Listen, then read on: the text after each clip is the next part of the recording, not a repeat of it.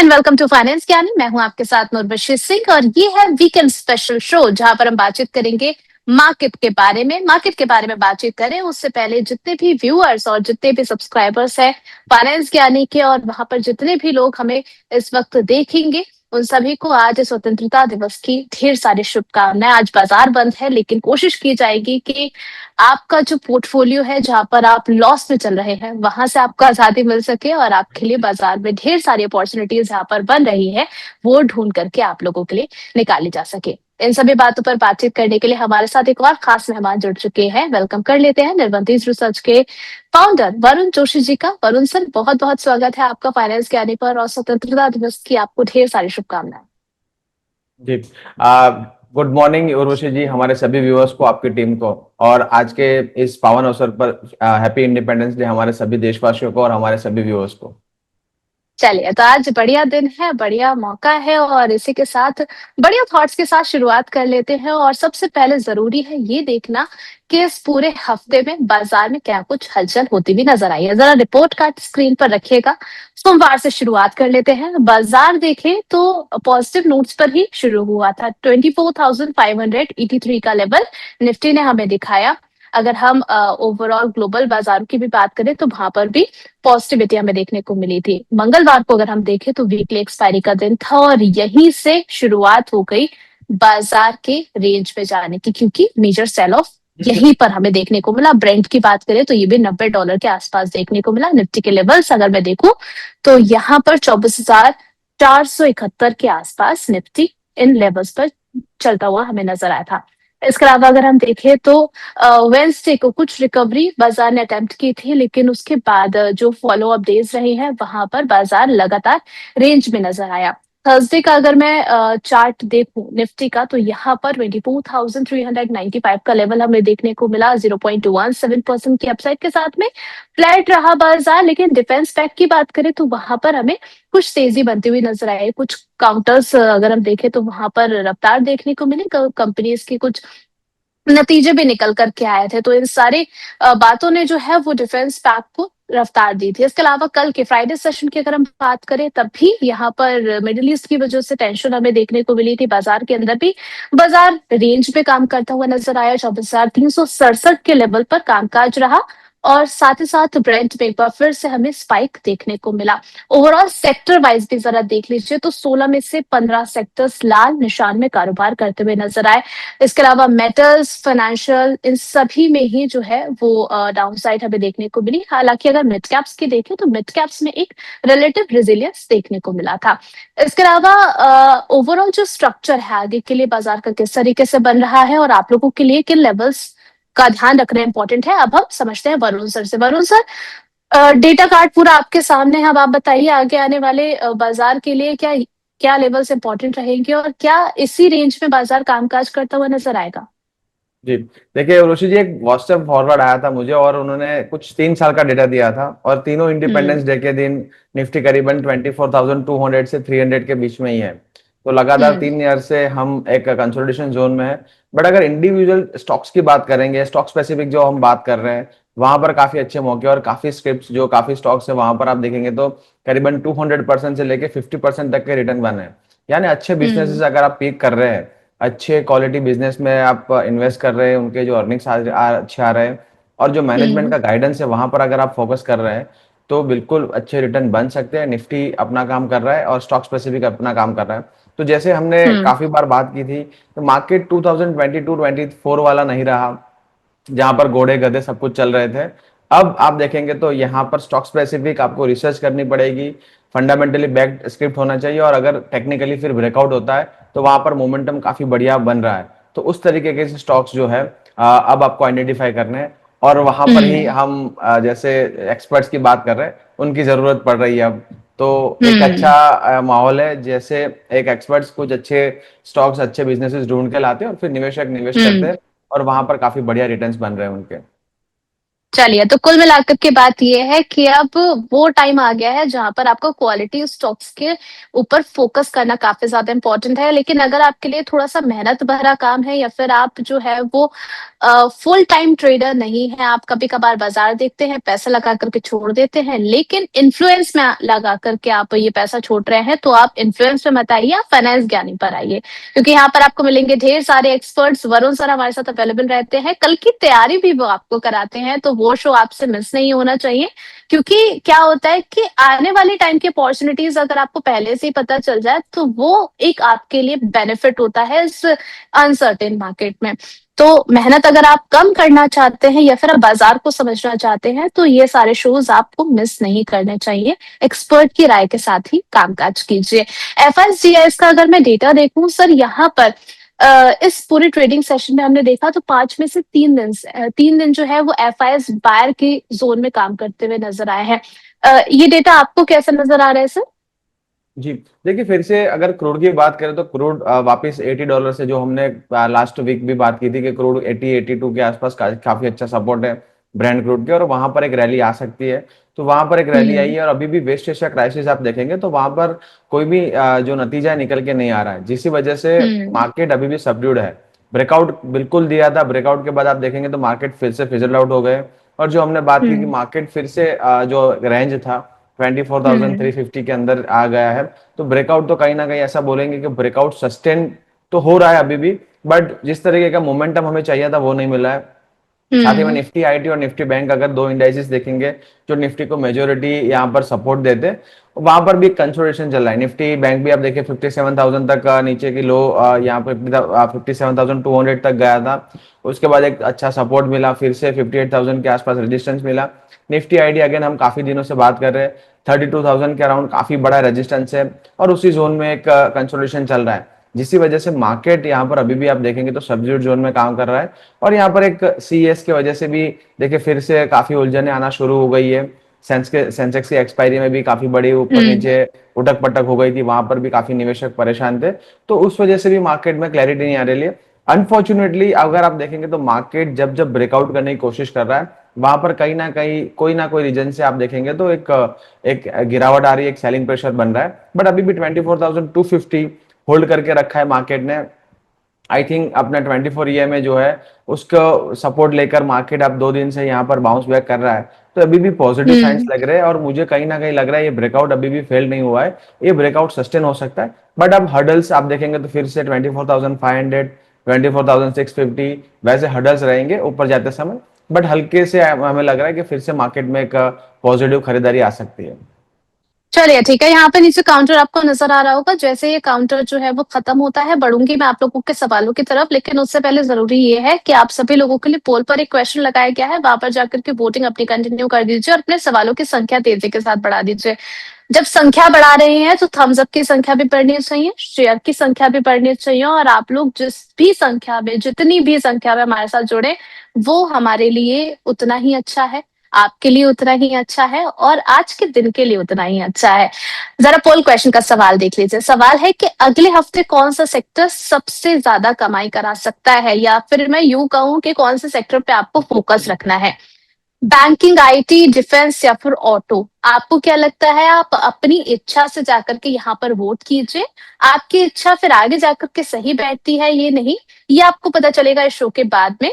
तो बने रहिएगा अपने वोट के साथ में, क्योंकि जैसे चुनाव का नतीजा जानना बहुत जरूरी होता है, यहाँ पर आपके चुनाव का नतीजा आपके लिए जानना बेहद जरूरी है। क्योंकि देखिए भाई साहब, आप लोगों का पैसा है, सही जगह जा रहा है, ये ज्यादा इंपॉर्टेंट है आप लोगों के लिए। सर यहाँ पर व्यूअर्स के कई सारे क्वेश्चन आ चुके हैं, और सतीश जी कह रहे हैं Urvashi ma'am today looking beautiful. अब वैसे सर, वैसे 5 दिन भी मैं इतना ही तैयार होकर आती हूँ, लेकिन तब तो आप बोलते नहीं है। लेकिन चलिए ठीक है, अच्छा लगा आपने कॉम्प्लीमेंट दिया है, दिन बढ़िया हो गया मेरा। इसके अलावा सर यहाँ पर अगला सवाल आया है पूना वाला फिनकॉप को लेकर के। इसमें शॉर्ट टर्म के लिए टारगेट जानना चाह रहे हैं, और स्टॉप लॉस क्या मेंटेन इन्हें करना चाहिए? जी, देखिए पूना वाला फिनकॉप पर हमने बात की थी, 480 490 के अराउंड एक रेजिस्टेंस है, और उसके ऊपर एक ब्रेकआउट मिल सकता है। बिल्कुल ब्रेकआउट आया, और करीबन 512 के यहाँ पर लेवल्स बने। ब्रेकआउट अभी भी सस्टेंड है, और आपका स्टॉप लॉस जो है करीबन 465 460 के जोन में होना चाहिए। एक बढ़िया ब्रेकआउट है और ये ब्रेकआउट करीबन 560 580 तक जल सकता है। तो मुझे यहाँ पर हम्म। काफी पॉजिटिव यहाँ पर पैटर्न्स दिख रहे हैं। और थोड़ा सा हल्का आपका लंबी अवधि का नजरिया, विच मीन्स आपका अगर 3 to 6 मंथ्स का अगर आप नजरिया रख रहे हैं, तो यहाँ पर मुझे लग रहा है शॉर्ट टर्म के लिए तो मैंने 455 का एक स्टॉप लॉस बताया है। अगर लॉन्गर टर्म व्यू है तो यहाँ पर 435 तक काफी बढ़िया सपोर्ट है। तो 400 के नीचे हम्म। एक स्टॉप लॉस मेंटेन करिए, और अब कोई भी गिरावट आती है बाइंग का मौका रहेगा। और यहाँ से अगर ब्रेकआउट हम्म। सस्टेन होता है तो करीबन 600 से लेके 650 के टारगेट बन सकते हैं, बट वहां पर आपको थोड़ा सा वेट करना पड़ेगा। ठीक है सर, आप स्टॉप लॉस भी इनको एक सुझा दीजिए। इन्होंने बाय किया हुआ है, इनके बाइंग के आसपास से जो है वो काउंटर ने क्लोजिंग दिया है 495 पर। क्या स्टॉप लॉस मेंटेन करेंगे? जो बिल्कुल शॉर्ट टर्म व्यू है तो 465 455 का एक अच्छा जोन है आपके रिस्क रिवॉर्ड के हिसाब से, यहाँ पर स्टॉप लॉस मेंटेन करिए। अगर लंबी अवधि का नजरिया है तो यहाँ पर एक परचेस किया है, अगर थोड़ा सा नीचे आता है तो वहां पर एक स्टैगर्ड मैनर में एंट्री करिए, और हम्म। 390 का एक स्टॉप लॉस मेंटेन करिए। और आने वाले दिनों में यहाँ पर करीबन 600 से लेकर 650 के टारगेट बन सकते हैं। ठीक है, इसके अलावा कल के सेशन की बात करूं तो बीटीएल में भी अच्छा मोमेंटम बनता हुआ नजर आया सर। इनकी भी लिस्ट में है ये। 1392 पर इन्होंने बाय किया, मेरा ख्याल है कल ही इन्होंने बाय किया हुआ है। अब शॉर्ट टर्म के लिए क्या टारगेट्स रखेंगे और स्टॉप लॉस क्या रहेगा? जी देखिए, एग्जिस्ट रेजिस्टेंस जोन में उन्होंने बाई किया है, तो थोड़ा सा हम्म। यहाँ पर आपको एक टाइट स्टॉप लॉस रखना पड़ेगा। ऐसा ना हो जाए कि हम्म। आपने ट्रेडिंग के लिए यहाँ पर स्टॉक लिया था और फिर आप डिलीवरी में इन्वेस्टमेंट में आप फंस जाए। तो यहाँ पर स्टॉप लॉस हम्म। जो है आपका करीबन 1346 या थर्टीन हम्म। फिफ्टी सिक्स का भी रख सकते हैं। जो 200 एसएम है वहां से स्टॉक ने एक बाउंस ब्रेकआउट दिया है। बट ऊपर की तरफ 1400 1420 का एक जोन है, वहां पर आप देखेंगे तो लगातार 3 4 बार रिजेक्शन लिया है स्टॉक ने। हो सकता है यहाँ पर एक सेलिंग प्रेशर देखने को मिले। 1350 के नीचे अगर स्टॉक क्लोज होता है तो यहाँ पर एक बार एग्जिट कर लीजिए। इसके अलावा आयुष जी का सवाल है, सर जुपिटर वैगन्स को लेकर के 261 पर बाई किया है, अभी चल रहा है 257 पर क्लोज दिया है इस काउंटर ने। 600 शेयर है इनके पोर्टफोलियो में। जानना चाह रहे हैं कि रिजल्ट अच्छा था, अब आगे के लिए क्या रणनीति होनी चाहिए? जी देखिए, यहाँ पर जुपिटर वैगन की अगर बात करेंगे तो अभी भी लगातार एक डाउन ट्रेंड में है। और उनकी बाइंग हम्म। प्राइस क्या है उर्वशी जी? सर इन्होंने जुपिटर वैगन्स बाय किया हुआ है 261 पर। 216 तो काफी अच्छी एंट्री है। तो यहाँ पर देखिए उन्होंने हम्म। ऑलरेडी लोअर लेवल्स पे यहाँ पर बाई किया है। हो सकता है यहाँ पर स्टॉक एक बेस बना रहा हो, जो बेस का कंफर्मेशन मिलेगा करीबन 270 75 के ऊपर, और फिर वहां पर 286 290 के जोन बन सकते हैं। स्टॉप लॉस आपको बिल्कुल एक टाइट स्टॉप लॉस मेंटेन करना है 240 के क्लोजिंग बेसिस पे। अर्निंग्स देखिए यहाँ पर मार्केट क्या वर्डिक्ट देता है वो हमें कल पता चलेगा मंडे के हम्म। सेशन में। बट अभी यहाँ पर स्टॉक एक बेस बिल्डिंग कर रहा हो ऐसा लग रहा है। 286 290 के जोन बन सकते हैं विद स्टॉप लॉस ऑफ 240। चलिए, अगला सवाल अभिषेक गुप्ता जी का है। कह रहे हैं happy independence day, happy independence day to you. इसके अलावा इनका सवाल है सर क्वालिटी वॉल्स को लेकर के। इनके पास 1000 शेयर्स है, 34 के प्राइस पे 2.5% की गिरावट के साथ क्लोजिंग दिया है 36 के ही भाव पर। ट्रेलिंग स्टॉप लॉस और शॉर्ट टर्म टारगेट क्या रहेंगे इसमें? जी देखिए, क्वालिटी वॉल्स पर अगर बात करेंगे ऋषि जी, तो मैं बुलिश हूँ लॉन्ग टर्म के लिए भी। और हम्म। देखिए आपकी एंट्री अच्छी है, तो यहाँ पर अगर जल्दी ना हो तो यहाँ पर बने रह सकते हैं, निवेशित रह सकते हैं। डीमर्जर के बाद देखिए स्टॉक के अंदर एक री रेटिंग हुई है, और अब यहाँ पर एक फाइनली एक सेटल्ड पैटर्न भी हमें दिख रहा है। तो यहाँ पर करीबन 55 से लेकर 60 के भी टारगेट बन सकते हैं। बट आपका नजरिया हम्म। करीबन 12 to 15 मंथ्स का होना चाहिए। अगर स्टॉप लॉस मेंटेन करना है तो 30 के नीचे मेंटेन करेंगे। 29.95 के आसपास का एक स्टॉप लॉस मेंटेन करिए, और करीबन 55 से लेके 60 के टारगेट बन सकते हैं इन 1 to 2 years। ठीक है, इसके अलावा सर अगला सवाल यहाँ पर सोलर इंडस्ट्रीज को लेकर क्या है, इब्राहिम जी का है। फ्रेश एंट्री के लिए कैसा लग रहा है आपको? बिल्कुल। कल हमने इसके नतीजे भी देखे थे, 19,970 पर जो है लास्ट रेट होता हुआ नजर आया। अब आपकी राय? जी देखिए ऋषि जी, थोड़ा सा मैं आपको रिकॉल कराऊं तो यहाँ पर हमने बाई की सलाह दी थी, और जब हम्म। अपोलो माइक्रोसिस्टम और प्रीमियर एक्सप्लोसिव का जब उनका जो एक कोलैबोरेशन हुआ था, तब यहाँ पर ऐसा माना हम्म। गया था कि इनका जो बिजनेस है काफी हैम्पर हो सकता है। तब काफी बढ़िया मौका था, करीबन 16,500 के जोन बने थे। और हम्म। सोलर इंडस्ट्री में हमने बाई का खाली 500 पॉइंट के स्टॉप लॉस के साथ यहाँ पर बाय रेकमेंड दिया था। तब से देखिए हम्म। यहाँ पर काफी बढ़िया रिकवरी है। 18,500 19,000 के जोन यहाँ पर निकाल लिए स्टॉक ने, और अपना जो ऊपर रेंज जो है वो ब्रेकआउट करके यहाँ पर स्टॉक सस्टेन कर रहा है। देखिए नतीजों हम्म। के बाद थोड़ा सा प्रॉफिट बुकिंग आ सकता है, बट लंबी अवधि का नजरिया है तो यहाँ पर मेरे ट्वेंटी टू हम्म। थाउजेंड और 24,000 के टारगेट अभी भी इंटेक्ट है। अब स्टॉप लॉस थोड़ा हम्म। सा ऊपर कर लेंगे करीबन 18,000 के नीचे, और यहाँ पर जो टारगेट्स है करीबन 24,000 तक ही बन सकते हैं इन 6 to 8 मंथ्स। चलिए ठीक है, तो यहाँ पर रिवाइज किए गए हैं टारगेट्स, उसको जरा देख करके चलिएगा। नए खरीदार आप बनना चाह रहे हैं। हमारे पास अगला सवाल मनोज जी का आया है। कह रहे हैं कि देहरादून से बिलोंग करते हैं और सवाल पूछना चाहते हैं डेटा पैटर्न को लेकर के। 82 शेयर अपने पोर्टफोलियो में रखा है इन्होंने।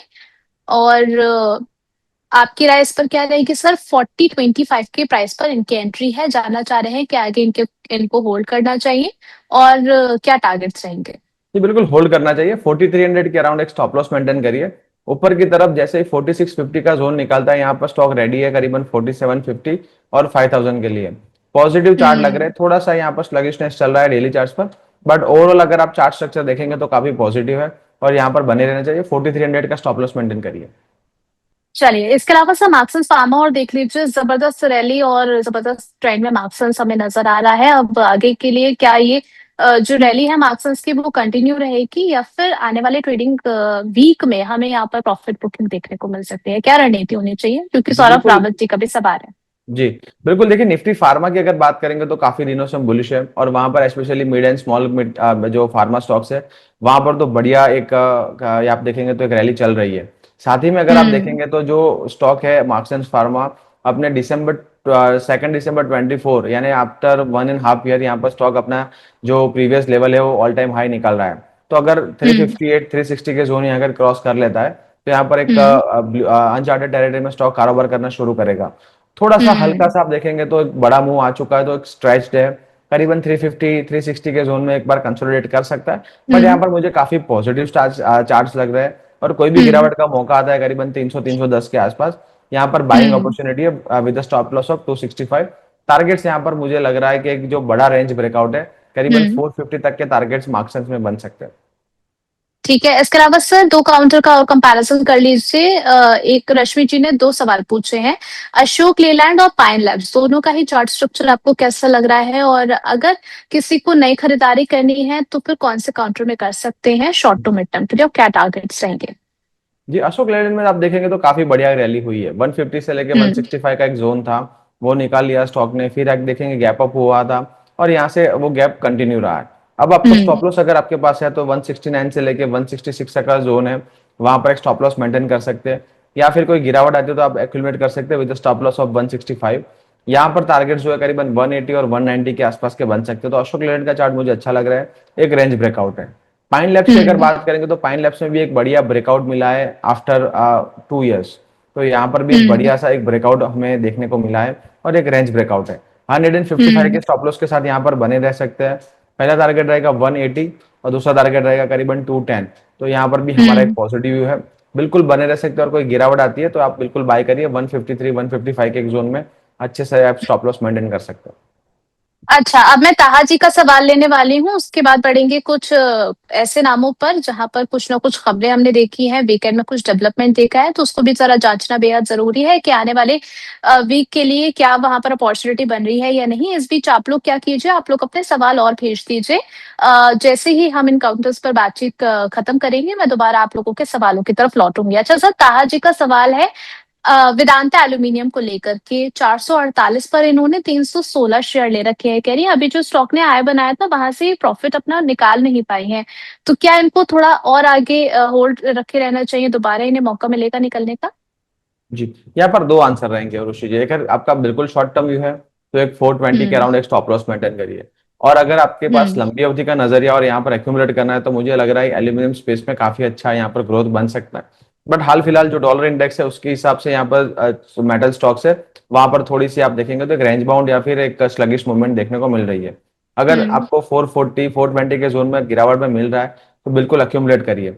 नीचे की तरफ देखिए हम्म। चार्ट, क्योंकि अभी डीमर्जर्स के बाद यहाँ लिस्ट हुआ है, तो नीचे की तरफ हमारे पास दूसरा स्टॉप लॉस नहीं है। बट आपके रिस्क हम्म। रिवॉर्ड के हिसाब से आप स्टैगर्ड मैनर में यहाँ पर एक्यूमुलेट कर सकते हैं। 420 एक अच्छा स्टॉप लॉस अभी दिख रहा है, क्योंकि वही हमारे पास एक रेंज है। But longer hmm. टर्म के लिए वैल्यूएशन वाइज मुझे अच्छा लग रहा है, तो यहाँ पर एक्यूमुलेट करना है तो काफी बढ़िया रहेगा। नीचे का जो वैल्यूएशन वाइज जो बेस है करीबन 380 से हम्म। लेकर 370 के अराउंड लग रहा है, तो वहां तक भी हमें लग रहा है कि खरीदारी करी जा सकती है। और एक अच्छे पैटर्न्स के बाद यहाँ पर एक अच्छा एक अप मूव बन सकता है। चलिए ठीक है। अब मैंने पहला सवाल ही वो रखा है जो मुझे लगता है कि बहुत सारे निवेशकों का और ट्रेडर्स का जो है यूनिवर्सल क्वेश्चन है कि रिलायंस कब चलेगा। बाजार भी लगातार जो है वो मध्यम चलता हुआ नजर आया और रिलायंस ने रफ्तार नहीं पकड़ी है। फ्राइडे की क्लोजिंग देखे तो 1306 से 1308 के बीच में चलती हुई नजर आई है। सर, क्या व्यू होना चाहिए रिलायंस को लेकर के? लास्ट अगर हम जियो जियो फाइनेंस की बात करें तो एक पॉजिटिव खबर वहां से निकल करके तो आई थी, लेकिन अब आगे के लिए क्या रणनीति होनी चाहिए? जी। और देखिए रोशी जी, मैं तो वैसे भी बुलिश हूँ और काफी दिनों से हमने रेकमेंड किया है कि अगर कोई 1300 1290 के करीब आ रहा है स्टॉक तो यहाँ पर बाय करिए। एक बेस बिल्डिंग हो रहा है और काफी दिनों हम्म। से, अब 2 ईयर से आप देखेंगे तो रिलायंस का चार्ट अगर ऑब्जर्व करेंगे तो एक डाउन ट्रेंड में चल रहा है। तो हम्म। वैसे चार्ट अगर रिवर्सल कर रहे हैं डेली चार्ट्स पर तो थोड़ा सा आपको हुँ, परेशान करेंगे। बट यहाँ पर आपका एक बाइंग अपॉर्चुनिटी है। 1260 का आपने स्टॉप लॉस मेंटेन करने को बोला था ट्रेडर्स के लिए। इन्वेस्टर्स के लिए तो यहाँ पर आप कभी भी यहाँ पर बाय करिए। मुझे यहाँ पर डाउन साइड काफी लिमिटेड लग रही है। ऊपर की और तरफ जियो? 1345। जी। जी, ऊपर की तरफ 1345 और 1400 और 1425 के दो टारगेट बन सकते हैं। सेकेंडली अगर आप देखेंगे तो कल के सेशन में आई थिंक कंप्लीट होने के बाद शाम को न्यूज आया था रॉल्स रॉयल के साथ उन्होंने एक टाइप किया है। हुँ, और जी। अब फाइटर जेट इंजिन्स भी रिलायंस बनाने की बात चल रही है। तो देखिए बड़ा हुँ, मूवमेंट है। और अगर रिलायंस जैसी बड़ी कंपनी फाइटर जेट्स जैसे डिफेंस सेक्टर में आ रही है तो आगे आपके पास अब डिफेंस प्ले भी रिलायंस के अंदर मिलेगा। तो एक बड़ी डेवलपमेंट है और उसके बाद यहाँ पर एक स्टॉक में री रेटिंग हो सकती है। काफी दिनों से हम हुँ, लगातार चर्चा कर रहे हैं ऋषि जी, रिलायंस के स्टॉक को मूव करने के लिए एक बड़ी खबर की जरूरत है। देखिए जियो का हुँ, आईपीओ आ चुका था, अर्निंग्स भी काफी बढ़िया निकल के आए हैं, रिटेल स्पेस में भी काफी अच्छा परफॉर्मेंस हुआ था, फिर भी स्टॉक नहीं चल रहा था। अब देखिए हुँ, डिफेंस की खबर आ चुकी है। डिफेंस एक हॉट स्ट्रक्चर स्ट्रक्चर है और यहाँ से अगर इस सेगमेंट के अंदर रैली बनती है तो रिलायंस आउट परफॉर्म कर सकता है मार्केट को। और फिर मार्केट भी आउट हुँ, परफॉर्म करेगा, जो काफी दिनों से स्लगिश है। हुँ। ठीक है। तो रिलायंस को ट्रिगर की ज़रूरत है और आगे आने वाले हफ्ते में क्या प्राइस एक्शन हमें देखने को मिलता है इस खबर के बाद, उस पर भी चर्चा की जाएगी मंडे के सेशन में। इसके अलावा सर, एचडीएफसी बैंक ये भी लोगों की जुबान पर अब चढ़ चुका है कि एचडीएफसी बैंक और रिलायंस, ये 2 काउंटर्स ऐसे हैं जहां पर पोजीशन है, तो अब समझ नहीं आ रहा है कि बने रहें या फिर निकल जाए। आपकी राय क्या है सर? इन लेवल्स पे क्या खरीदारी करते हुए चलें या फिर उछाल में निकलने के बारे में सोचें? जी, वैल्यूएशन वाइज अगर आप देखेंगे तो बिल्कुल खरीदारी करनी चाहिए। अगर आप हुँ, मोमेंटम ट्रेडिंग ढूंढ रहे हैं एचडीएफसी बैंक के अंदर तो यहाँ पर अभी भी नहीं है। देखिए इतनी बड़ी कंपनी 11 लाख करोड़ की मार्केट कैप के आसपास 14 के पी पर मिल रही है। पैग रेशियो आप देखेंगे तो वो काफी फेवरेबल है। तो यहाँ पर मुझे नहीं लग रहा कोई भी प्रॉब्लम हो फंडामेंटली। बट हाँ बिल्कुल काफी दिनों से स्टॉक खबरों में है, काफी सारे मैनेजमेंट चेंजेस हुए हैं और स्टॉक के अंदर अंडर हुँ, परफॉर्मेंस है। बट डेली चार्ट्स पर जैसे ऑब्जर्व कर रहा हूँ एक ओवरसोल्ड जोन में है। तो यहाँ पर नहीं, शॉर्ट खरीदारी शॉर्ट या तो नहीं कर सकते, या फिर अगर आपके पास ऑलरेडी है यहाँ पर स्टॉप लॉस करने के लिए भी नहीं बोलूंगा। अगर यहाँ से कोई हुँ, बाउंस आता है ओवरसोल्ड जोन से करीबन 765 800 के जोन में, तब यहाँ पर एक बार एग्जिट की सोच सकते हैं। यहाँ पर मुझे लग रहा है एक ओवरसोल्ड जोन में और यहाँ पर थोड़ा सा स्लगिश है स्टॉक। बट एक बाउंस आ सकता है और एक बाउंस काफी शार्प होगा। मुझे यहाँ पर वैल्यूएशन वाइज काफी ठीक लग रहा है। बिल्कुल एक ब्रेकडाउन हो सका है टेक्निकली। 730 720 का एक जोन बनाया था, हो सकता है हुँ, 700 680 का जोन आ जाए। बट यहाँ पर मीनिंगफुल आपको जो गेन्स नहीं मिलेंगे शॉर्ट होने से। तो स्टैगर्ड मैनर में हुँ। बाय करिए अपने पोर्टफोलियो में। यहाँ से अगर रिवर्सल मिलता है तो काफी अच्छे गेन बनने के भी चांसेस है। चलिए ठीक है। इसके अलावा वोल्टास देख लीजिए सर, यहाँ पर क्लोजिंग प्राइस इसकी रही है 1334 के आसपास की। क्वार्टर नतीजे पे निकल करके आए हैं। अगर हम ईयर ऑन ईयर बेसिस पे देख रहे हैं तो 18.5% का अपसाइड हमें देखने को मिला है। पैट में भी 51.1% की ग्रोथ देखने को मिली है। आपकी राय क्या रहेगी? जी, अर्निंग्स तो काफी बढ़िया निकल के आए बट आप देखेंगे तो स्टॉक एक रेंज में है और करीबन हम्म, 1200 का एक बेस बना था। यहाँ पर भी सिमिलर आप देखेंगे तो एक स्टॉक रेंज बाउंड स्टॉक है, डाउन ट्रेंडिंग हम्म, स्टॉक रहा था और अब यहाँ पर बेस बिल्डिंग चल रही है। बेस बिल्डिंग हमेशा हमेशा पेनफुल रहेगी। और अगर आप एंट्री हम्म, कर रहे हो यहाँ पर तो आपको व्यू जो है करीबन 12 to 15 मंथ्स का रखना पड़ेगा। कंपनी की सारी हम्म, अच्छी है, फंडामेंटल्स भी अच्छे है। बट स्टॉक काफी बार एक कंसोलिडेशन जोन में चले जाते हैं टाइम वाइज करेक्शन में। तो यहाँ पर भी ऐसा हम्म, समझिए कि एक्यूमुलेशन हो रहा है। 1200 का काफी बढ़िया बेस है और एक हायर बेस एस्टेब्लिश हुआ है करीबन 1250 के जोन में। हम्म, ऊपर की तरफ 1350 1400 एक रेजिस्टेंस अभी भी रहेगा। जब तक स्टॉक 1400 के ऊपर क्लोजिंग देकर मोमेंटम नहीं पकड़ता, यहाँ पर आप देखेंगे तो हम्म, एक जोन में है करीबन 150 पॉइंट्स के, उसी जोन में रह हम्म। सकता है। ये अर्निंग्स के न्यूज के बाद करीबन हो सकता है 1350 1400 के जोन देखे। बट उसके बाद क्या होता है हमें एक बार ऑब्जर्व करेंगे, तब एक फ्रेश व्यू लेंगे।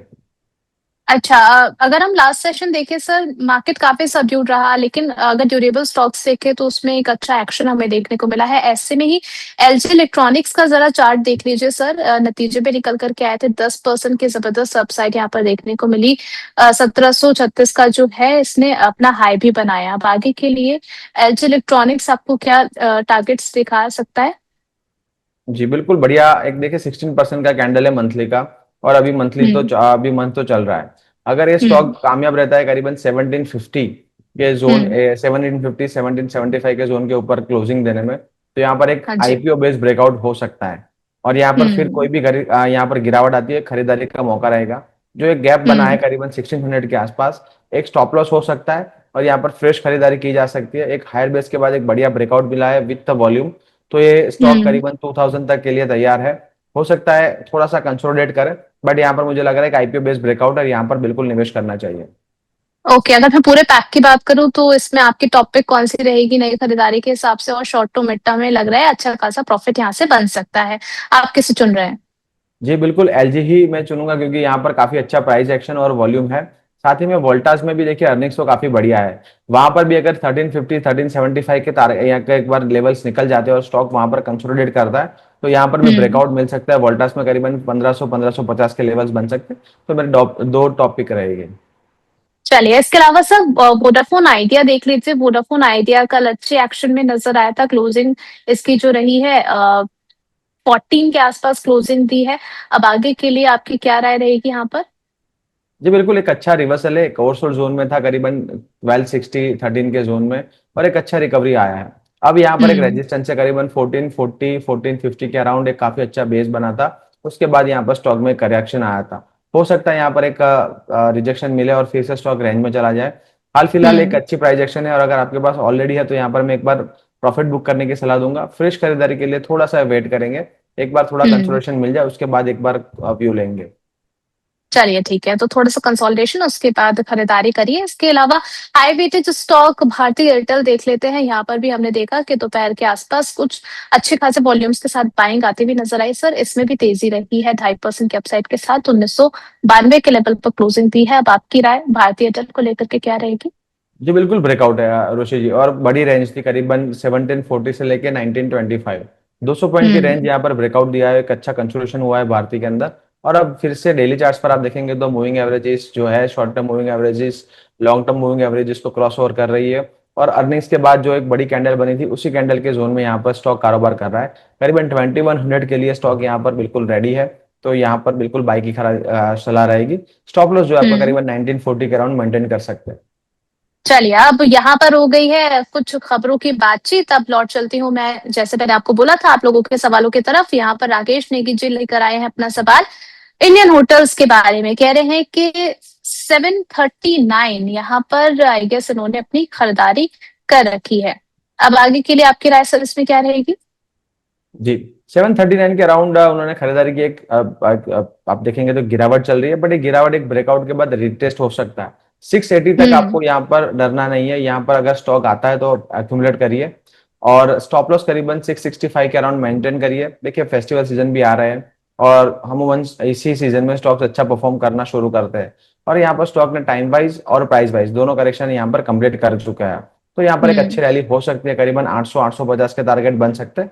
बिल्कुल बने रहिए। स्टैगर्ड मैनर में नीचे में आप थोड़ा एक्यूमुलेट कर सकते हैं। ऊपर की तरफ मुझे काफी पॉजिटिव साइंस लग रहे हैं। 665 का एक हम्म। स्टॉप लॉस मेंटेन करिए। बिल्कुल। और मुझे याद है कि आप लोगों ने वरुण सर से कमोडिटीज को लेकर के भी जो है एनालिसिस का एक सजेशन रखा था अपना, कि उस पर भी सर की राय हमें मिलती रहे।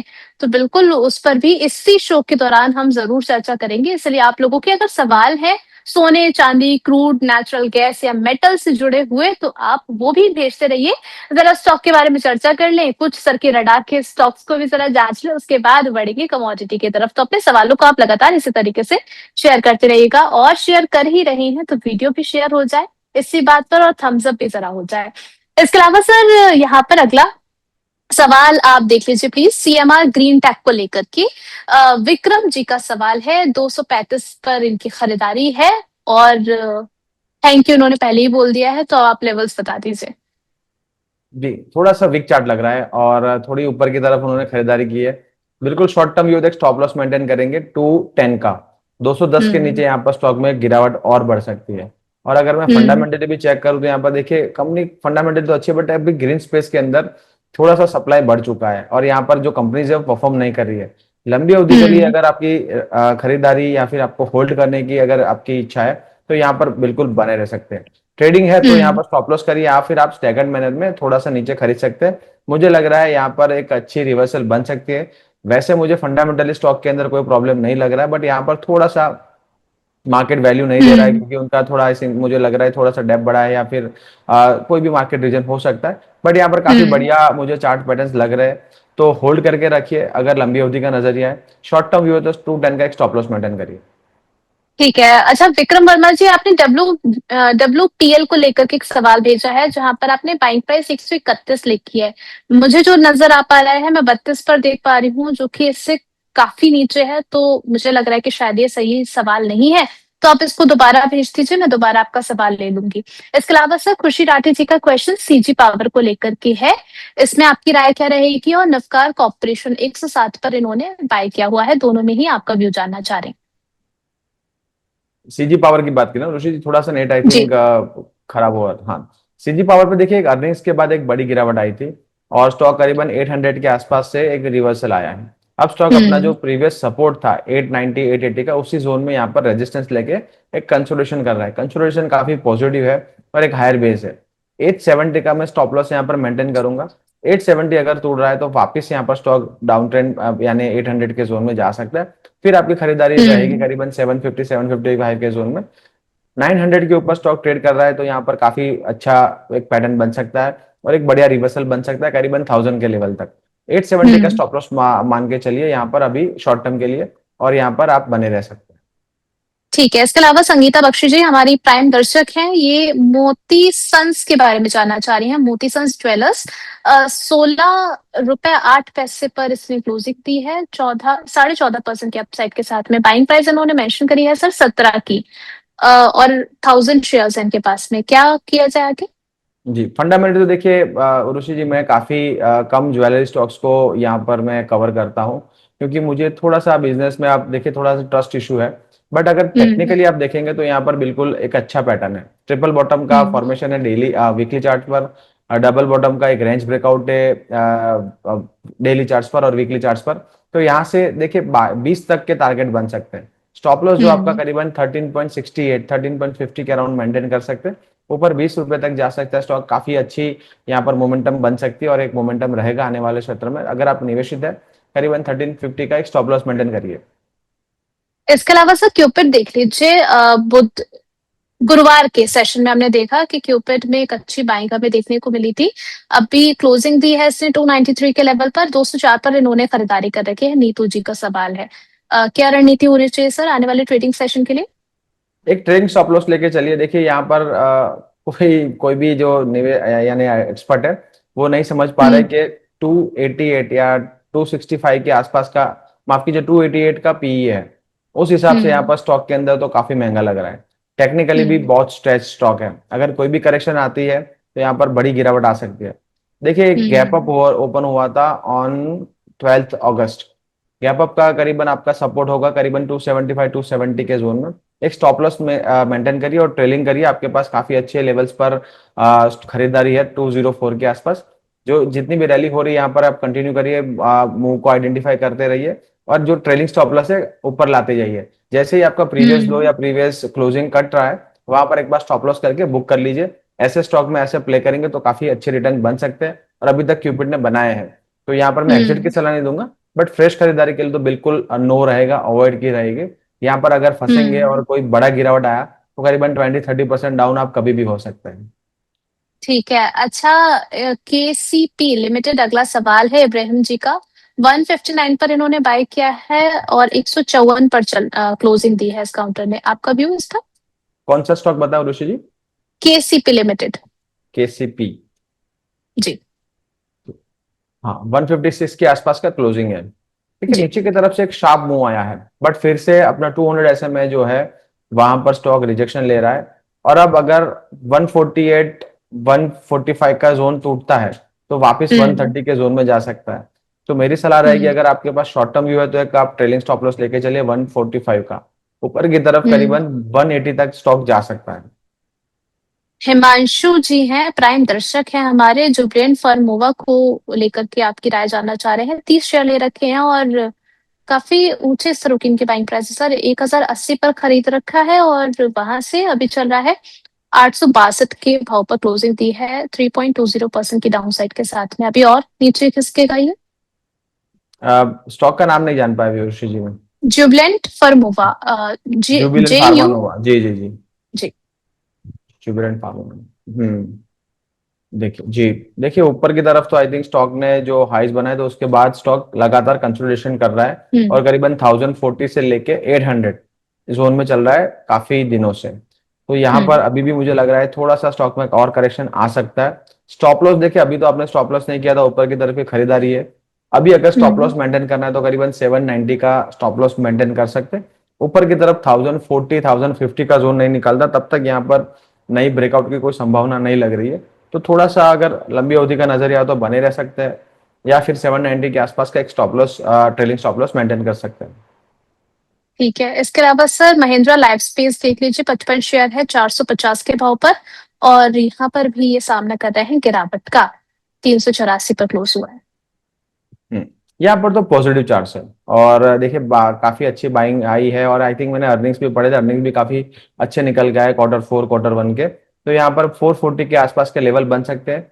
एक अच्छा पैटर्न बन रहा है, करीबन 365 का स्टॉप लॉस मेंटेन करिए, 440 और 500 के टारगेट यहाँ पर हो सकते हैं।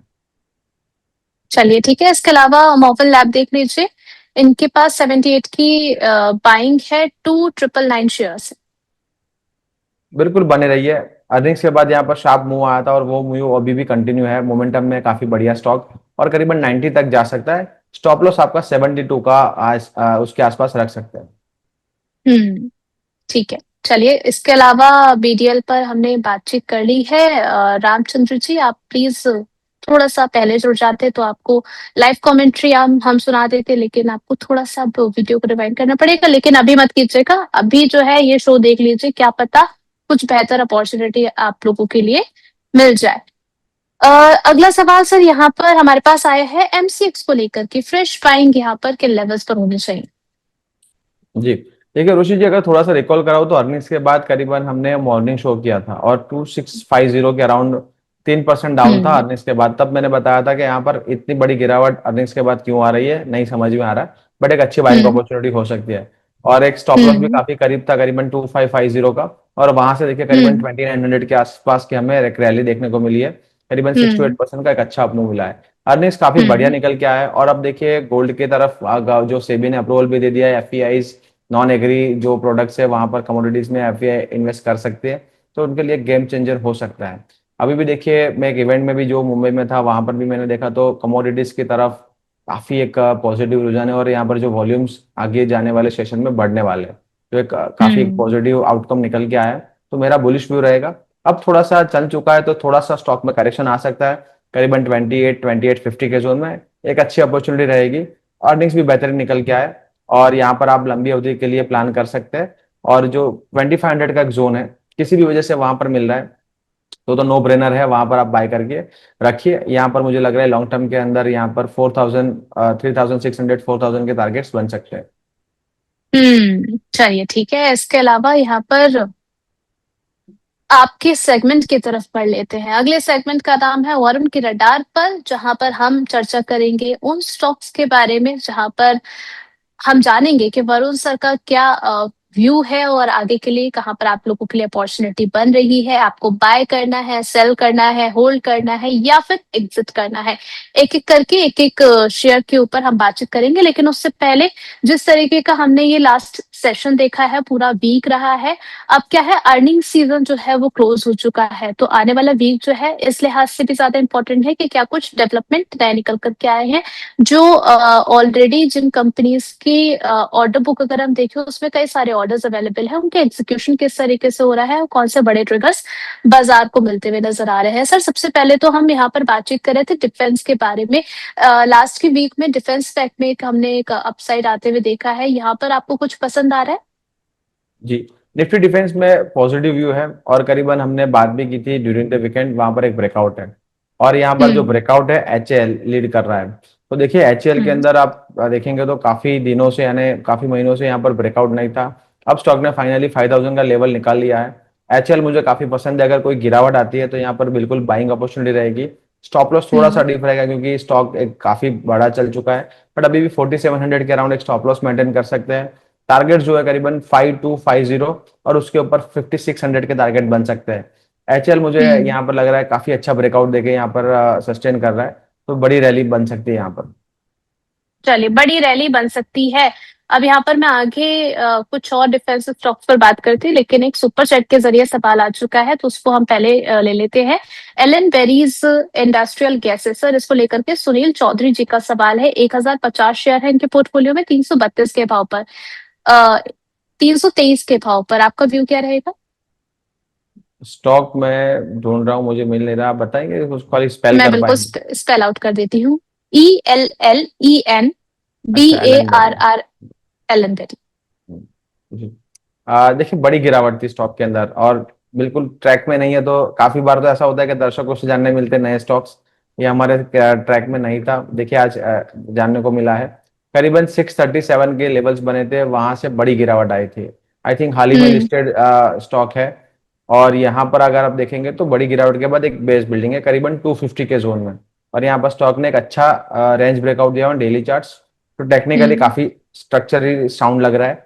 200 SMA के ऊपर क्लोजिंग भी मिला है, और उसके बाद एक हल्की सी करेक्शन है, बट मुझे लग रहा है एक बड़ी रेंज ब्रेकआउट है, और यहाँ पर स्टॉक पॉइज्ड है करीबन 380 400 के लेवल तक जाने के लिए। हम्म। स्टॉप लॉस जो है करीबन 280 के अराउंड आपको मेंटेन करना रहेगा। अच्छा सर, GMDC, इनका एक सवाल आया था, वो भी जरा देख लीजिए। इनकी बाइंग प्राइस है 626 के भाव की। अब ये पूछ रहे हैं कि कितना समय लगेगा इनके लेवल्स तक आने के लिए। देखिए यहाँ पर सेक्टर काफी बढ़िया है, और अगर आप आज की हम्म। भी पीएम सर की आप स्पीच सुनेंगे तो वहां पर भी जो एराइल हेल्थ मिनरल्स है वहां पर काफी पॉजिटिव, और इंडिया उसके तरफ काम करने वाला है, और एक ही जो कंपनी है जीएमडीसी उसके तरफ काफी अग्रेसिव है। तो अच्छे लेवल्स हम्म। पे स्टॉक मिल रहा है। अर्निंग्स थोड़े से सबड्यूड है इसलिए स्टॉक चल नहीं रहा है, बट यहाँ पर देखिए काफी अच्छी करेक्शन हो चुकी है। 525 के जोन में एक अच्छा बेस बना है। स्टॉक ने एक ब्रेकआउट दिया था, बट एक जो फॉलिंग चैनल है उसके जो रेजिस्टेंस है अपर एंड पर, वहां से स्टॉक वापस नीचे आया, बट एक अच्छे स्तर पर मिल रहा है। अगर आप थोड़ा सा स्टैगर्ड मैनर में 500 तक यहाँ पर ले सकते हैं, 485 480 का स्टॉप लॉस मेंटेन करिए। 6 से 8 महीने का अगर व्यू रखेंगे तो यहाँ पर काफी अच्छे रिटर्न्स बन सकते हैं, तो बिल्कुल बने रह सकते हैं। हम्म। चलिए, ठीक है। यहाँ पर सोलर इंडस्ट्रीज के बारे में हमने पहले भी बातचीत कर ली है, लेकिन ये अलग सेगमेंट है तो दोबारा से इस पर मेरा आपसे सवाल रहेगा। सोलर इंडस्ट्रीज, अगर कुछ दर्शक पहले के इस सेगमेंट में मिस कर चुके हैं, एक बार फिर से अपनी राय शेयर कर दीजिए सर। सोलर इंडस्ट्रीज पर क्या स्ट्रैटेजी होनी चाहिए? डिफेंस में अगर आपने उर्वशी जी पूछा था तो पीएसयू में एचएएल मुझे पसंद आ रहा था, अच्छा ब्रेकआउट है, मोमेंटम में है। अगर प्राइवेट हम्म। सेक्टर में बात करेंगे तो सोलर इंडस्ट्री देखिए काफी स्ट्रॉन्ग अर्निंग्स और स्ट्रॉन्ग चार्ट पैटर्न्स, और अमूमन हमने एक हमारा व्यू भी सजेस्ट किया था, जैसे जैसे स्टॉक ब्रेकआउट करता है मंथली चार्ट पर, उसके बाद हम्म। 24 में अगर रिटेस्ट करने आता है उसके बाद डबल हम्म। होता है।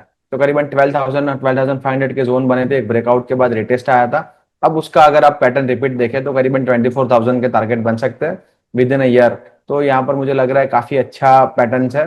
और अगर कोई गिरावट आती है करीबन 18,500 19,000 के जोन में, 18,000 के स्टॉप लॉस के साथ बिल्कुल बाई किया जा सकता है।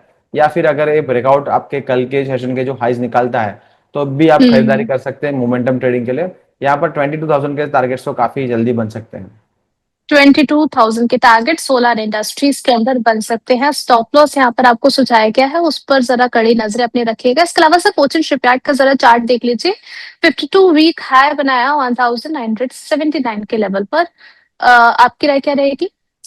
जी देखिए कोचिन की अगर बात करेंगे तो अर्निंग्स काफी खराब आए हैं, और हम्म। स्टॉक एक रेंज में भी चल रहा है, और करीबन हमारे काफी दर्शक ने 1550 के आसपास कई बार इंक्वायरी भी की थी, हमने वहीं पे बताया था हम्म। कि एक रेंज में है और अब एक रिजेक्शन आ सकता है। तो यहाँ पर बिल्कुल हम्म। रिजेक्शन है। आई थिंक मुझे लग रहा है मंडे के सेशन में थोड़ा सा और डाउन जा सकता है। 1400 के हम्म। आसपास एक अच्छा बेस बना है, उसके नीचे स्टॉक जा रहा है तो करीबन 1360 1300 के जोन में जा सकता है। तो हाल फिलहाल एक हम्म। अवॉइड का व्यू रहेगा। ऑलरेडी आपके पास है तो एक होल्ड करके रखिए, लोअर लेवल्स पे आप यहाँ पर बिल्कुल एंट्री कर सकते हैं। चलिए, ठीक है। इसके अलावा यहाँ पर आप देख लीजिए सर, नायका, क्योंकि ब्रोकरेजेस की भी रिपोर्ट्स में शुमार है, बाय के रेटिंग यहाँ पर मेंटेन की है, टारगेट प्राइस 350 का रख 350 से बढ़ा करके 400 कर दिया गया है, यानी कि जो करंट लेवल है वहां से 21% तक का अपसेट पोटेंशियल इसमें नजर आ रहा है। आपके रडार पर नायका रहेगा? जी बिल्कुल, यहाँ पर हमारी पॉजिटिव व्यू है, बट आप देखिए अर्निंग्स के बाद एक गिरावट आई थी और स्टॉक थोड़ा सा कंसोलिडेट कर रहा है नीचे की तरफ। 310 315 का एक अच्छा सपोर्ट है, वहां पर अगर मिलता है तो एक अच्छा बाय रहेगा। थोड़ा सा वेट करेंगे करेक्शन के लिए, और 310 315 के आसपास 295 के स्टॉप लॉस के साथ बाय करेंगे। लेंसकार्ट और देख लीजिए सर, नतीजे निकल कर के आए, जबरदस्त नतीजे हैं, अच्छे खासा एक्शन भी इस काउंटर में देखने को मिला। अभी अगर किसी को नई एंट्री करनी है तो लेंसकार्ट में किन लेवल्स पे करें? थोड़ा सा अगर हल्का करेक्शन आता है 550 570 के जोन में, एक अच्छा पैटर्न है। और यहाँ से स्टॉक मुझे लग रहा है जो अर्निंग्स पेश किए उन्होंने और इतनी कंपटीशन के हम्म। अंदर काबिल तारीफ है, तो स्टॉक एक आउट परफॉर्मर रहेगा। 550 का अच्छा हम्म। बेस है, 580 570 के जोन में 550 के स्टॉप लॉस के साथ यहाँ पर बाइंग कर सकते हैं। 700 तक यहाँ पर मुझे लग रहा है टारगेट्स बन सकते हैं। ठीक है, इसके अलावा भारत इलेक्ट्रॉनिक्स जरा देख लीजिए, इस पर भी जो है वो सीएलएसए की रिपोर्ट है और आउट परफॉर्मिंग की जो रेटिंग है इन्होंने मेंटेन की है, टारगेट प्राइस 522 का रखा गया है, क्लोजिंग प्राइस से 27% तक का अपसाइड देख रहे हैं सर। बीईएल, क्या आपको लग रहा है कि आगे के लिए एक आई थिंक अच्छा रिटर्न बीईएल, हाँ बना जी सकता जी। है? जी बीईएल में अगर आप देखेंगे तो एक ब्रेकडाउन मिला था उरुषि जी, और हमने एक सेल कॉल भी दिया था 380 के अराउंड। वहां प्रॉफिट हम्म। अच्छी हुआ था, हमारा टारगेट अच्छा हुआ था, प्रॉफिट भी बुक करवाए थे। अब देखिए स्टॉक वापस एक रिवर्सल कर रहा है, बट अभी 200 एसएमए के नीचे है 420। जब तक 420 के हम्म। नीचे रहेगा यहाँ पर सेल ऑन राइज के मुझे ट्रेड्स देखने को मिल सकते हैं। 420 के ऊपर हम्म। क्लोजिंग मिलती है उसके बाद एक बार रिव्यू करेंगे। बट अगर लंबी अवधि के लिए आपको खरीदारी करनी है तो मुझे लग रहा है काफी बढ़िया स्टॉक है। और कोई भी गिरावट 380 60 365 के जोन में मिलता है तो आप बिल्कुल एक अक्यूमुलेशन कर सकते हैं वहां पर। काफी अच्छे पैटर्न्स मुझे लग रहे हैं। और यहाँ पर लॉन्ग लंबी अवधि के लिए अगर ऑर्डर बुक देखे या फिर मैनेजमेंट की कमेंट्री देखे आप, या गवर्नमेंट का फोकस देखे, आज के सत्र में भी देखिए पीएम सर ने डिफेंस पर काफी बड़ा एक जोर दिया है। तो यहाँ पर आप देखेंगे तो डिफेंस के लिए तो एक खुला आसमान है, और यहाँ पर काफी बड़ी हम्म। अपॉर्चुनिटी मिल सकती है। और बीएल काफी दिनों से यहाँ पर एक अच्छे रिटर्न्स बना रहा है, तो यहाँ पर बिल्कुल बने रह सकते हैं। बने रह सकते हैं बीईएल के अंदर। अच्छा, अगला सवाल मेरा रहेगा टाटा मोटर्स पैसेंजर व्हीकल को लेकर के, क्योंकि यहाँ पर भी कल का अगर हम सेशन देखें तो नतीजे निकल करके आया था, उसके बाद यहाँ पर भी कुछ एक्शन हमें देखने को मिला।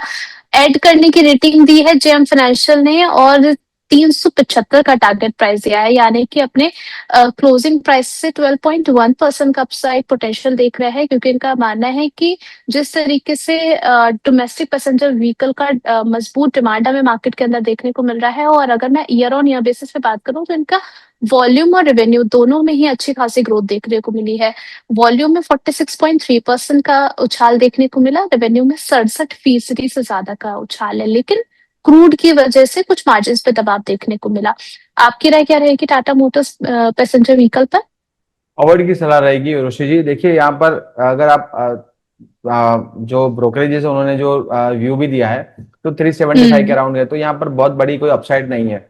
और नीचे की हम्म। तरफ आप देखेंगे तो स्टॉक एक 320 के आसपास के सपोर्ट के साथ यहाँ पर बाउंस किया है, तो एक रेंज में हम्म। है। तो अभी भी मेरी अवॉइड की सलाह रहेगी।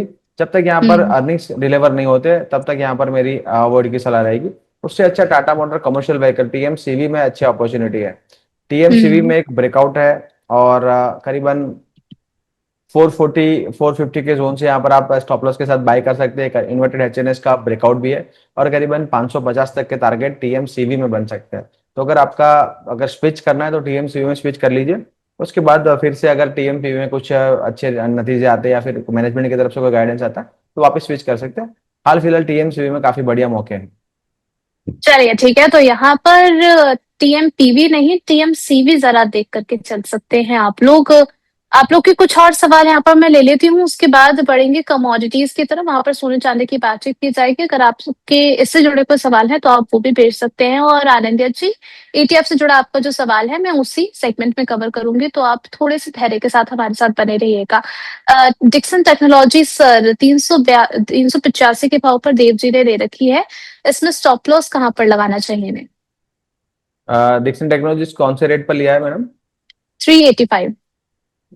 तो डिक्सन नहीं होगा मैम, 14,000 के अराउंड डिक्सन है, तो आई थिंक उनका कुछ टाइप होगा। ठीक है। चलिए ठीक है, आगे बढ़ चलते हैं, आप प्लीज। ओके, माफ कीजिएगा सर, मैंने थोड़ी सी मिस्टेक कर दी है यहाँ पर। इन्होंने 14,000 की कॉल बाय की है। जी। जी बिल्कुल, देखिए डिक्सन के अंदर आप देखेंगे तो अर्निंग्स के बाद एक साइडवेज कंसोलिडेशन हो रहा है, एक गिरावट आ रही है। हम्म 13,500 600 के अराउंड एक अच्छा सपोर्ट जोन है, ऊपर की तरफ 14,200 के आसपास, 14,200 और 14,500 के आसपास एक रेजिस्टेंस है।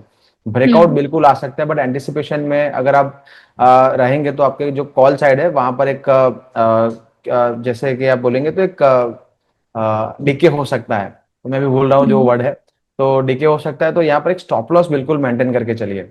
स्टॉप लॉस आपका रहेगा करीबन 13,850, उसके नीचे अगर जा रहा है स्टॉक तो एक रेंज में रहेगा, तो आपके डीके होने के चांसेस ज्यादा है।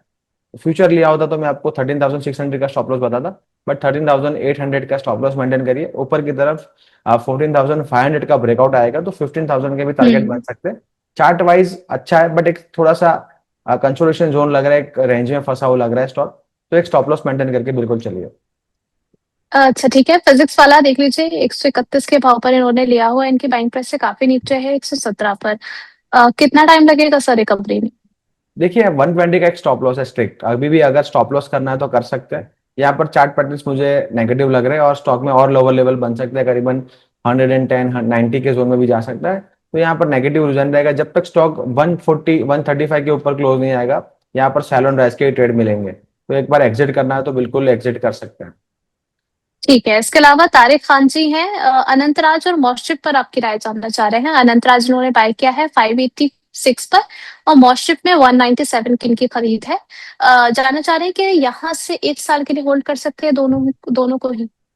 जी बिल्कुल, अनंत राज पर तो बिल्कुल आप होल्ड कर सकते हैं। देखिए अनंत राज में अर्निंग्स अच्छे निकल के आए और वहां पर डेटा सेंटर पे उन्होंने काफी अग्रेसिवली काम किया है, तो अच्छे वैल्यूएशन में मिल रहा है। अगर उनका डेटा सेंटर जो बिजनेस है अभी तो उन्होंने अनाउंस भी कर दिया और आई थिंक अप्रूवल भी मिल चुका है जो डीमर्जर का है। रियल एस्टेट हम्म बिजनेस अगर आप देखेंगे तो थोड़ा सा स्लगिश चल रहा है, बट डेटा सेंटर तो आप देखेंगे तो एक अच्छा बिजनेस है। अगर एस्टेब्लिश हो जाता है जो कंपनी ने गाइड किया है, तो यहाँ पर काफी बड़ी वैल्यू अनलॉकिंग हो सकती है। स्टॉक में एक ब्रेकआउट हम्म भी है, 520 550 के जोन में एक अच्छा सपोर्ट है, वहां पर बाय कर सकते हैं। स्टॉप लॉस है आपका 500, और ऊपर की तरफ भी अगर ब्रेकआउट मिलता है 650 के ऊपर, तो करीबन 700 750 के टारगेट अनंत राज में बन सकते हैं।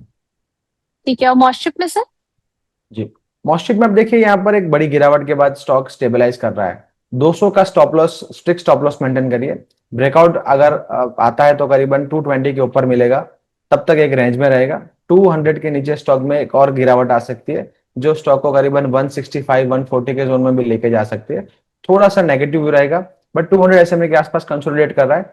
थोड़ा सा लेवरेज देंगे, करीबन 199 के आसपास 200 के आसपास स्टॉप लॉस मेंटेन करेंगे। चलिए ठीक है, इसके अलावा सर हिंदुस्तान कॉपर और देख लीजिए। 3 साल की टारगेट जानना चाह रहे हैं, 534 पर इनकी बाइंग प्राइस है।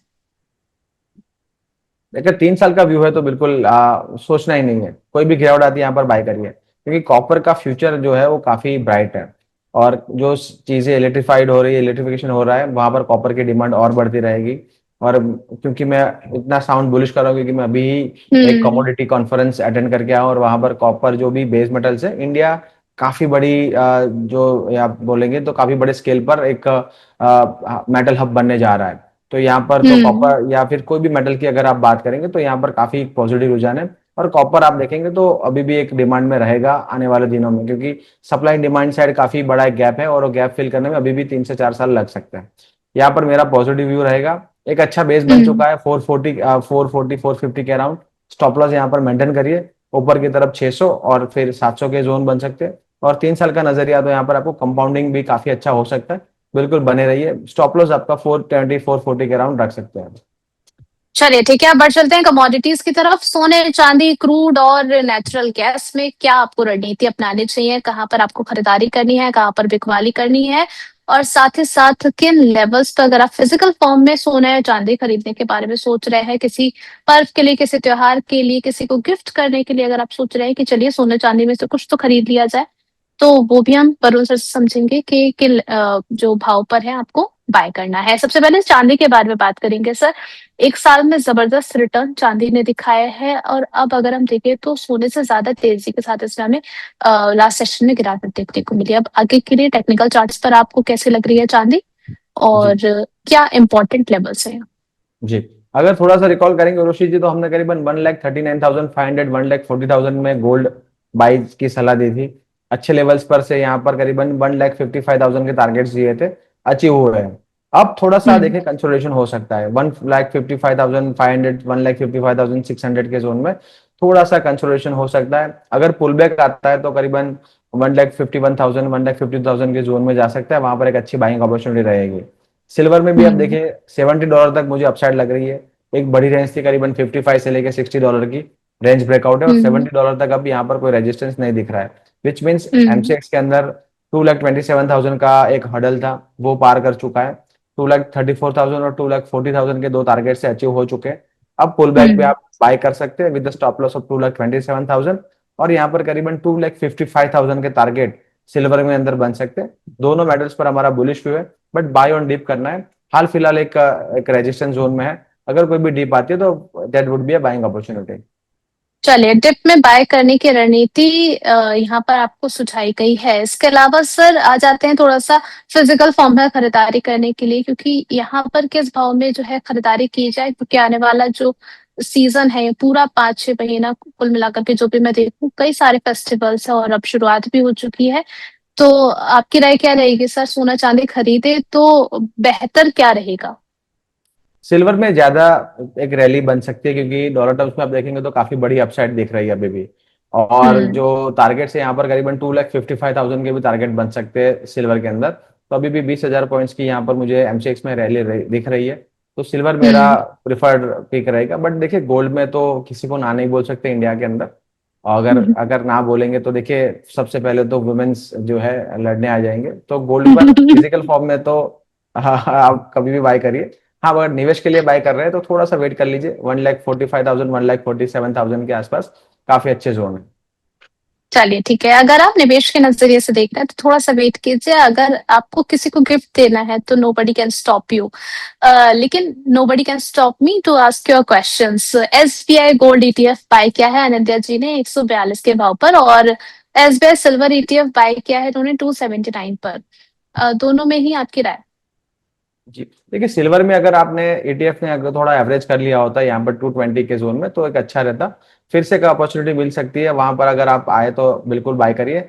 और गोल्ड एटीएफ तो काफी अच्छी एंट्री है, और यहाँ पर आप बने रह सकते हैं। देखिए एटीएफ हमारे अमूमन हम इन्वेस्ट करते हैं तो लॉन्ग टर्म का एक व्यू रहता है, एक डिवर्सिफिकेशन का व्यू रहता है। तो बिल्कुल यहाँ पर आपको इन्फ्लेशन हेज, करेंसी हेज देता है, तो यहाँ पर बिल्कुल आप बाय कर सकते हैं फिजिकल फॉर्म में या फिर एटीएफ के फॉर्म में। बिल्कुल एक अच्छी बाय है, तो यहाँ पर बने रह सकते हैं। चलिए ठीक है। अच्छा सर, आपने इस पर अपनी राय दे दी है। ओवरऑल अगर किसी को ईटीएफ ही खरीदना है कि चलिए ठीक है, हम अ, इस तरीके से जो है वो निवेश नहीं, माफ कीजिएगा, ट्रेड नहीं कर सकते, हमें ईटीएफ के थ्रू जाना है, तो वहां पे क्या स्ट्रेटेजी फॉलो होनी चाहिए? वहां पर देखिए स्टैगर्ड मैनर में ऑल इन नहीं जाना है, स्टैगर्ड मैनर में ही आप खरीदारी करिए। और एक एसआईपी फॉर्म में या फिर एक सिस्टमेटिक, आप जैसे भी 3 महीने 5 महीने में जैसे आपकी सेविंग्स होती है, उस हिसाब से आपका हम्म, जो सैलरी है उसका 5 to 10% का एक जो निकाल सकते हैं, वो निकाल के आप निवेश करिए। क्योंकि देखिए लिक्विडिटी अच्छी रहेगी ईटीएफ्स के अंदर।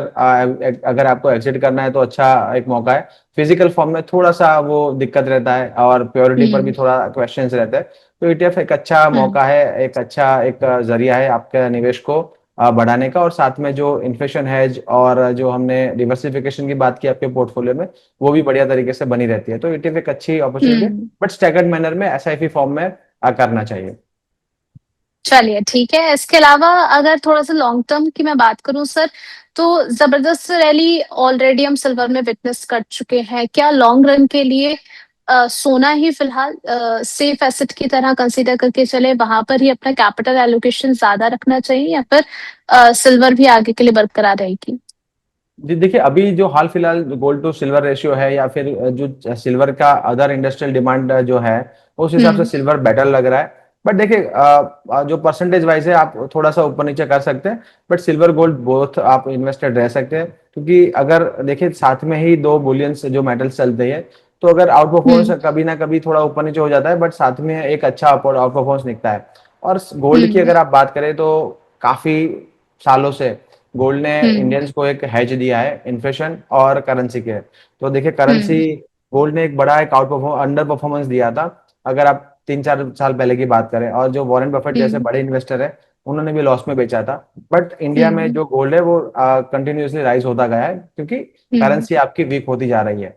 तो इसीलिए गोल्ड हम्म। में भी निवेश इतना ही इंपॉर्टेंट है जितना सिल्वर में। चलिए ठीक है, इसके अलावा बढ़ चलते हैं हम क्रूड ऑयल की तरफ, क्योंकि पिछले हफ्ते या फिर मैं यूं कहूं कि ये जो पिछले 5 दिन गए हैं काफी उथल पुथल क्रूड की वजह से बाजार में हमें देखने को मिली है। अगर मैं देखूं फ्राइडे का सेशन $87 के आसपास ब्रेंट क्रूड चलता हुआ नजर आया। मंगलवार के सेशन में अगर हम देखें तो जबरदस्त अपसाइड $90 के आसपास जो है क्रूड ने अपसाइड पकड़ी थी, और उसके बाद गुरुवार को हमने देखा कि नीचे की तरफ रफ्तार पकड़ी, लेकिन शुक्रवार को यानी कि लास्ट ट्रेडिंग सेशन में हॉर्मूज पर इनडेफिनेट नेवल ब्लॉकेट की धमकी की वजह से क्रूड एक बार फिर से ऊपर चढ़ता हुआ नजर आया। सर यहाँ रणनीति क्या होनी चाहिए? जी, देखिए लास्ट वीक हमने 8 अगस्त को आई थिंक एक शो किया था, जैसे वीकेंड शो कर रहे हैं, और वहां पर भी क्रूड हमने हम्म। बाय ऑन डिप की रणनीति बताई थी। जब तक हम्म। $74 के ऊपर, माफ कीजिए, 7400 के ऊपर एमसीएक्स में है, और 82 के आसपास ब्रांड क्रूड के अंदर लेवल्स सस्टेन कर रहे हैं, तब तक बाय ऑन डिप का ही एक स्ट्रेटेजी रहेगा।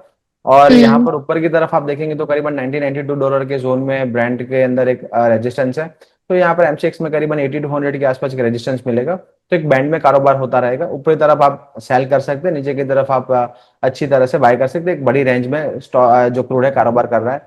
बट अगर 8400 के ऊपर सस्टेन हो गया तो फिर से यहाँ पर एक बड़ी ब्रेकआउट आ सकती है क्रूड के अंदर, which is negative for Indian markets. But देखिए चार्ट तो अभी हम्म। भी मुझे पॉजिटिव ही साइन दे रहा है, और हो सकता है जो वेस्ट एशिया क्राइसिस है अभी भी थोड़ा सा हम्म। चल सकता है, जो क्रूड के चार्ट समय जो बता रहे हैं।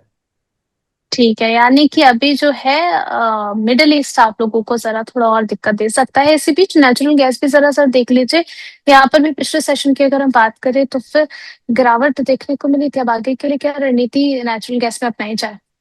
जी, यहाँ पर भी साइडवेज जोन है, 250 का लॉन्ग टर्म सपोर्ट है।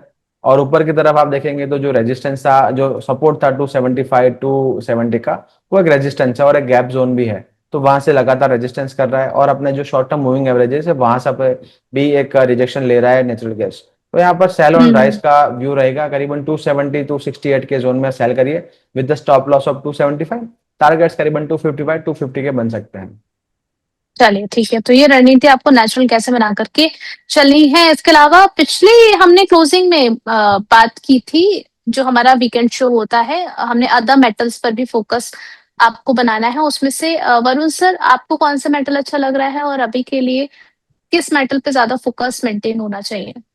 जी, देखिए लास्ट वीक हमारी एक रील चली थी, और एक रील में zinc is the new silver करके भी एक अच्छा एक हम्म। व्यू आप देखेंगे तो सिल्वर, काफी दर्शकों ने क्वेश्चंस पूछे थे, हमारा टाइटल भी हुआ था। और करीबन हम्म। 385 के जोन में था जिंक, अब देखिए 400 है। तो यहाँ पर एक बड़ा हम्म। ब्रेकआउट है। ब्रेकआउट थोड़ा सा ऊपर की तरफ चल चुका है, एक करेक्शन भी आ सकता है। बट यहाँ पर बाइंग अपॉर्चुनिटी रहेगी, क्योंकि 2022 रशिया यूक्रेन के जो लेवल्स बने थे वो निकाला है जिंक ने, करीबन 4 इयर्स के हाइज। तो यहाँ पर एक काफी हम्म। बड़ा मोमेंटम है, और मोमेंटम कंटिन्यू रह सकता है। 380-85 का एक अच्छा जोन रहेगा, वहां पर अगर कोई गिरावट आती है तो बाय करिए। स्टॉप लॉस रहेगा 365, और यहाँ पर 420 और 425 तक के भी लेवल जिंक के अंदर बन सकते हैं। चलिए ठीक है, अब क्योंकि हमने आज पूरा ब्यौरा कर लिया है पूरे बाजार का, हफ्ते भर में क्या कुछ हलचल हमें शेयर मार्केट से लेकर के बुलियन मार्केट तक हमें देखने को मिली है। अब लास्ट 5 क्वेश्चन मैं यहाँ से पिक करूंगी जो आप लोगों के मैं सर से पूछूंगी। सबसे पहले दीपेश जी आ गए हैं। अच्छा, मैं शुरुआत से ही देख रही थी कि दीपेश जी का आज कैसे सवाल मिस हो सकता है, आया ही नहीं था लेकिन अब आ चुका है।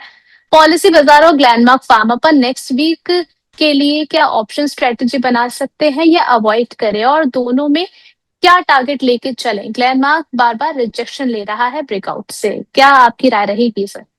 जी, मुझे याद है बिल्कुल दीपेश जी, देखिए फार्मा सेक्टर सेक्टर में बुलिश थे, डॉक्टर रेड्डी पकड़ा था उन्होंने। पर डॉक्टर रेड्डी हम्म। में हमारा जो एक व्यू तो नेगेटिव था, क्योंकि दीपेश जी थोड़े बुलिश थे, मैं थोड़ा नेगेटिव था।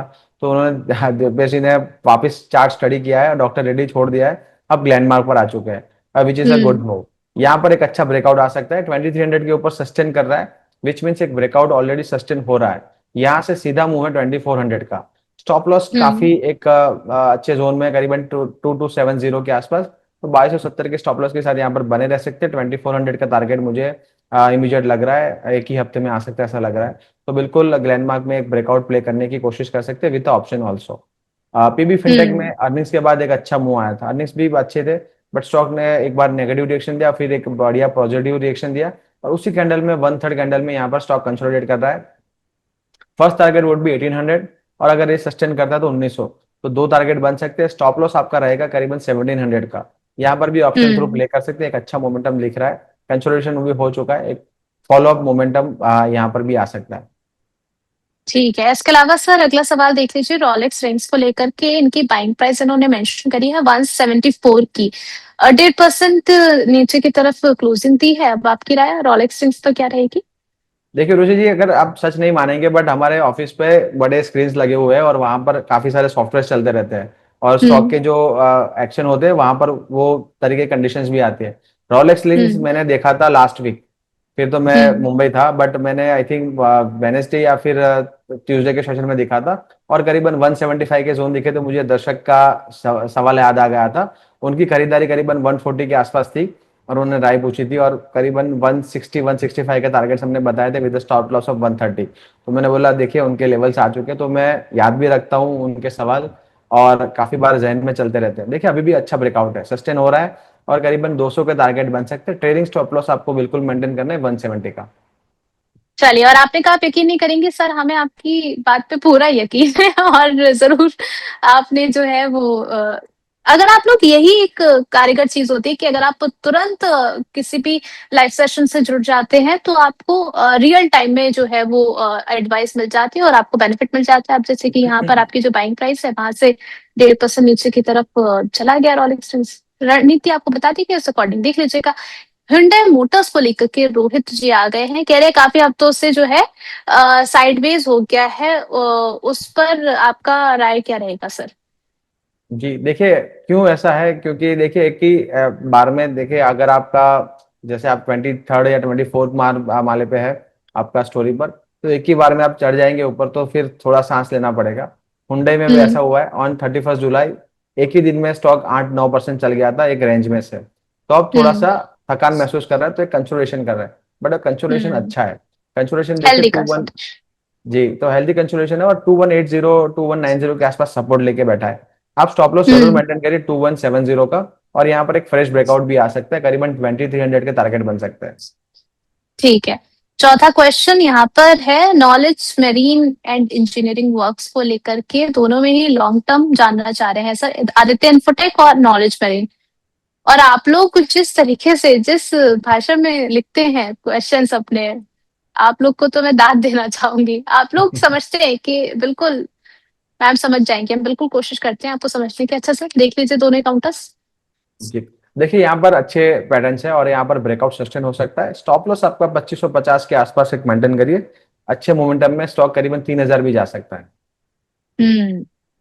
चलिए ठीक है, और दूसरा sir Aditya infotech. Aditya infotech, देखिए काफी अच्छे मोमेंटम वाले स्टॉक यहाँ पर हमारे दर्शक पकड़ के लेके आते हैं। ऐसे स्टॉक्स में अमूमन मुझे थोड़ा सा डर लगता है, क्योंकि बड़ी रैली होती है, फिर स्टॉक अमूमन बड़ा करेक्शन देते हैं, बट यहाँ पर आदित्य इन्फोटेक में भी एक अच्छी रैली के बाद, हाँ देखिए वैसा ही हुआ है। देखिए 4000 के लेवल के आसपास से एक बड़ी गिरावट आ चुकी है, और स्टॉक करीबन 3500 आ चुका है। अब देखिए स्ट्रिक्ट स्टॉप लॉस हम्म। मेंटेन करिए 3250 का, उसके नीचे स्टॉक और वीक हो सकता है। तो ऐसे मूवमेंट आते हैं, इसीलिए मुझे डर लगता है। तो 3250 का स्टॉप लॉस मेंटेन करिए। पैटर्न वाइज तो अभी भी ठीक ठाक ही है, बट मुझे लग रहा है एक बड़ा कैंडल बना है विद विद गुड वॉल्यूम, तो यहाँ पर एक बड़ा ब्रेकडाउन भी आ सकता है। 3250 का एक ट्रेडिंग स्टॉप लॉस होना चाहिए। चलिए, आपने कहा कि अच्छे स्टॉक्स पकड़ करके लेकर आ रहे हैं हमारे दर्शक, कहीं ये लोग कल की तैयारी तो नहीं देख रहे हैं? और अगर देख रहे हैं तो नहीं, तो बिल्कुल नहीं लगाना है, उसमें लगाना है बिल्कुल देख रहे हैं। आप लोग 9 बजे का जो समय है वो जहां पर भी आप रेगुलर बैठते हैं अपने ऑफिस के डेस्क पर, 9 PM कल की तैयारी लिख करके लगा लीजिए और मिस मत कीजिएगा, क्योंकि आपके लिए काफी प्रोडक्टिव शो है। सर ने कई ऐसे काउंटर्स आपके साथ शेयर किए हुए हैं जहां पर अच्छी अपॉर्चुनिटीज बनती हुई नजर आ सकती है, तो वो मिस नहीं होना चाहिए। विजय जी का आखिरी सवाल यहाँ पर आया है, गैलेक्सी सर्फेक्टेंट को लेकर के और नेटको फार्मा, दोनों में ही फ्रेश एंट्री किस लेवल पर कर सकते सरफेक्टेंस वाला सर मैम फिर से बता दीजिए। सर स्पेल आउट कर दूं मैं? हाँ। यहाँ पर सर इन्होंने सवाल पूछा है गैलेक्सी। Galaxy sir. आ, ओके, मिल गया। जी। गैलेक्सी, और दूसरा कौन सा था? दूसरा था नेटको फार्मा। नेट को जी।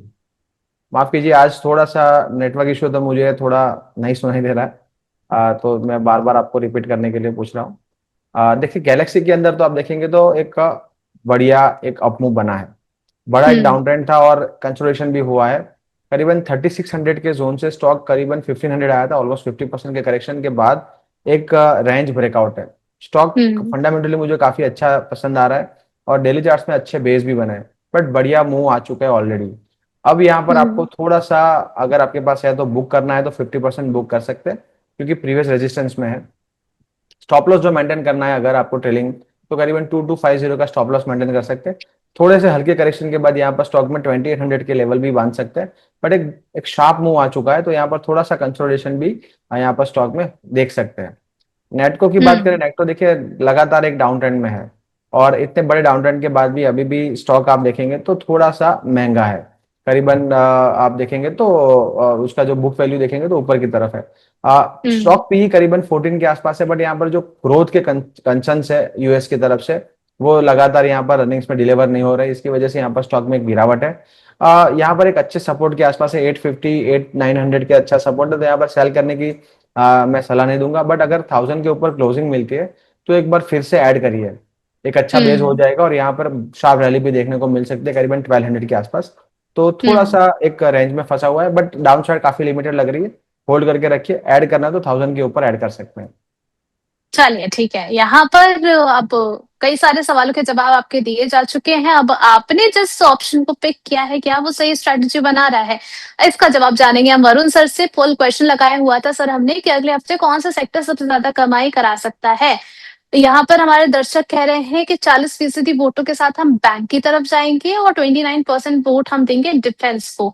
20% वोट ऑटो एंड 11% आईटी की तरफ हमें देखने को मिला है। अगले हफ्ते के लिए कौन सा सेक्टर कमाई कराएगा? जी, थोड़ा सा मैं डिफर करूंगा। मैं डिफेंस की तरफ जाऊंगा। देखिए, डिफेंस के अंदर आज के सेशन में जो प्रधानमंत्री जी को मैंने सुना है, और जिस हम्म। तरह से ब्रेकआउट है, इस तरह से अब देखेंगे तो डिफेंस काफी आउट परफॉर्म कर सकता है। और हम्म। स्पेशली निफ्टी डिफेंस के पीएसयू स्टॉक्स नहीं चल रहे थे, अब यहाँ पर एक बड़ी रैली आ सकती है। और जो अर्निंग्स आए हैं सोलर के, और आप देखेंगे तो काफी अच्छे निकल के आए हैं, तो डिफेंस एक आउट परफॉर्म कर सकता है। दूसरा बिल्कुल ऑब्वियस है, बैंक निफ्टी ही में मेरी राय रहेगी, क्योंकि अच्छा कंसोलिडेशन हो चुका है। और जो अगर ब्रेकआउट मिलता है 58,000 के ऊपर, तो 60,000 अगला स्टेशन रहेगा। तो यहाँ पर भी एक हम्म। बड़ी ब्रेकआउट बन सकती है। देखिए, अगला स्टेशन चलिए। इसलिए मैं बोल रहा हूँ क्योंकि मुंबई में देखिए लोकल में अगला हम्म। स्टेशन आपको ऐसे हम्म। लोकल में आपको या फिर मेट्रो में सुनाई देते हैं, तो वो जहन में हम्म। बैठ जाता है।